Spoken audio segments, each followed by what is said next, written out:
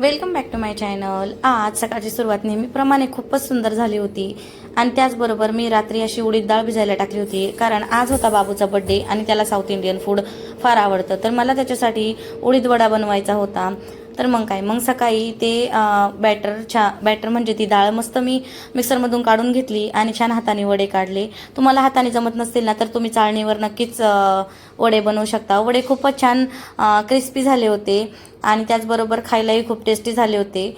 आज संकष्टी चतुर्थी होती, मला होता उपवास। तर मग आहोंच्या नाश्त्यातही वडा सांबर होतं। आज मी तुम्हाला एक छोटासा DIY दाखवणार आहे, तो म्हणजे रांगोळीचा रेडी पॅच। तर हा पॅच मला लक्ष्मीच्या पावलांचा बनवायचा होता आणि त्यासाठी मी एक स्केच काढून घेतलं आणि ते टॅल्क शीटवर तसंच्या तसं कॉपी केलं। त्याच्यावर फेविकॉल लावला आणि रांगोळी टाकली आणि खूप इझी आहे आणि खूप पटकन होती ही। आणि मला तर चक्क विश्वासही बसत नव्हता की इतकं सुंदर माझ्याकडनं ते झाले आणि माझाही हा फर्स्ट ट्राय होता। काही चुकलं असेल ना तर मला नक्की सांगा।